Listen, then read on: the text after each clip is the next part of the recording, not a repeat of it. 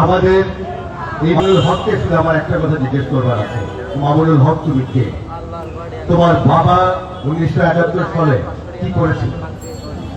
পাকিস্তানি সেনাবাহিনীর দালালি করেছিল, মোরগ, খাসি এবং মেয়ে মানুষ সাপ্লাই দিয়েছিল। সেই কুলাঙ্গার পাকিস্তান এবং পাকিস্তানের দালাল এই আজিজুল হকের সন্তান হচ্ছে মমিনুল হক। ওই কাল ছাগলের চাটে বাঘের গাল।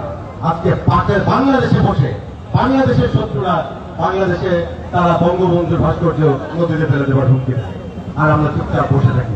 কেন থাকি? কারণ আমরা আমাদের দল আজকে রাষ্ট্র ক্ষমতায়।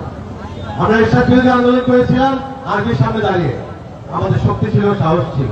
আজকে আমাদের সীমান্ত তালুকদার বলে গেছে হালুয়া রুটির ভাগাভাগিতে আমরা ব্যস্ত। আসলেই তাই।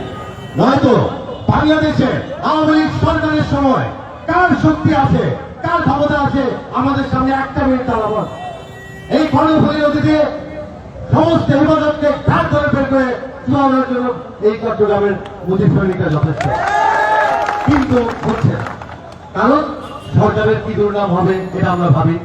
আমরা হাতে লাঠি নিলে মিডিয়া বলে আমরা সন্ত্রাসী, ছাত্রলীগের একটু পরিচয় থাকলে ওটা ছাত্রলীগ সন্ত্রাসী। ওই যাবে এরা, এরা না পারে ভালো কিছু করতে, এরা না পারে ভালো কোনো কিছুর জন্য প্রতিবাদ করতে, এবং আবার চুপ করে থাকতে পারে না, এমন একটি বাজে পজিশন আমরা আছি। তো যাই হোক, আমি বক্তব্য দীর্ঘায়িত করবো না, বাকি বক্তারা আজকে বক্তব্য রাখুক।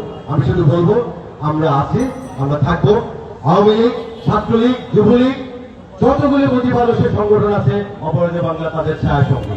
এইভাবেই আমাদের জন্ম এবং আমরা এইভাবেই থাকবো। জয় বাংলা, জয় বঙ্গবন্ধু।